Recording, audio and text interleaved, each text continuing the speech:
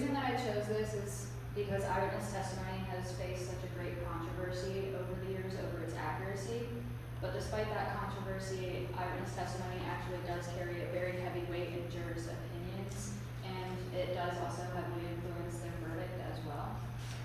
So this research seeks to evaluate and understand how the public perceives the accuracy of eyewitness testimony and how that perceived accuracy actually compares between groups. So when I was doing my literature review, some common major themes kept coming up. So one of them being that eyewitness testimony is usually the most compelling and convincing evidence presented at trial, but it's also one of the most widely unreliable pieces of evidence. And there's also evidence of individuals actually failing to recognize salient details, especially of a crime, even though it's directly within their line of sight. And this is also known as unintentional blindness.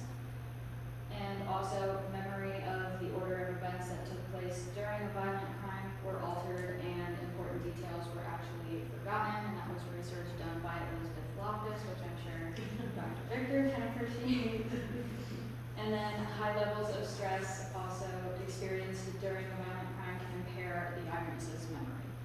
I had 7 empirical questions comparing between groups the perception of eyewitness accuracy. So the first one is between male and female community members, so it's a sex difference that I was looking for there. The second one is based off of their age. The third one is based off of education, and then the fourth one actually compares my current sample to my previous sample of students that I did in the spring semester. And then my fifth one kind of like combines the two. It does a cohort and gender effect, and the sixth one does the opposite of that. It would be the female side of it. And then the seventh one is also a cohort and age interaction. So you can scan the QR code to go to my consent form and the eyewitness accuracy survey if you would like to. Higher scores on the survey means that that participant perceived it as more accurate. The highest score you could possibly get on the survey is 80. So I had 3 independent variables. Sex was divided in males and females. Age was divided into if they were 30 or under, and then over the age of 30. And then highest education attained was some college or any kind of post-secondary education, and then no college or post-secondary. And then my dependent variable was the perceived accuracy. This used a 2x2x2 factorial between subjects non-repeated measures design. So for the current study, I ended up with 57 community members. I had 27 males, 30 females, 23 that were aged 30 and under, 34 over the age of 30. Then I had 36 participants that actually indicated at least some college or some kind of post-secondary education, and only 21 that reported no college or post-secondary. My previous study, just an overview of that, I had 141 students participate in that study with 60 males and 80 females. I had 75 CJ majors and 65 non-CJ, 102 undergrad, and only 38 graduate students.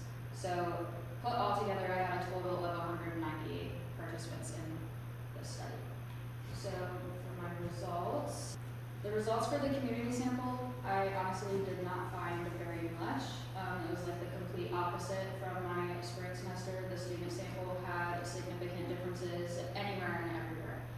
There was no gender difference in the community sample, but when I actually combined all of my data together, the community sample and the student sample, there was a gender effect. And so I ask that you ignore the number on the graph because I put the decimal in the wrong spot, but it's right here. This is the correct one. So I used an ANOVA test. We did 2-way and 3-way ANOVAs to test the main effects, interactions, and all of that. I did also find significance within the education variable.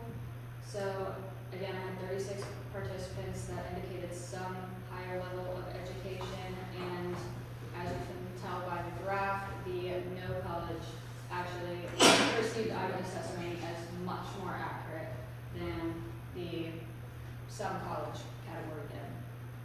There was also, when split by age and education, there was also an interaction between this. There was no significant difference between age and some college, but there was significance in the age and no college. So again, just further results, like I said, I didn't really find much significance. So no significant differences based on age, cohort, no significant interaction with gender in cohort or age and cohort. So overall, when you look at the data, the males perceived eyewitness testimony to be significantly more accurate than females did. The literature review explained that the general public usually lacks knowledge of memory encoding, retrieval processes, and factors that actually impair a person's memory. This was not supported by the results of the study, where it was revealed that participants in the study perceived eyewitness testimony as generally inaccurate. A possible explanation could be that some of these participants may have had some jury experience in the past, and it was not determined on the survey when they were filling out the demographics if they had previously served on a jury, so that would be an interesting direction to take research in the future.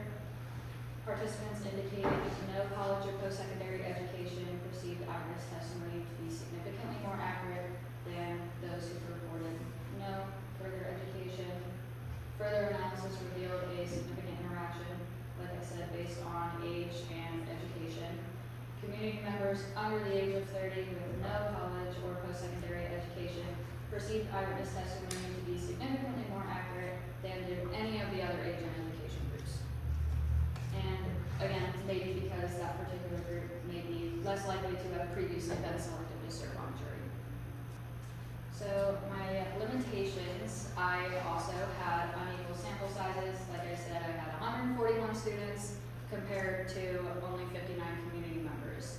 And then I also had unequal groups within my independent variable levels, so it may have skewed some of my results. 14 participants were removed from the study due to incomplete either consent form or surveys. And then this was also a convenience sample, so it's likely not representative of the entire population.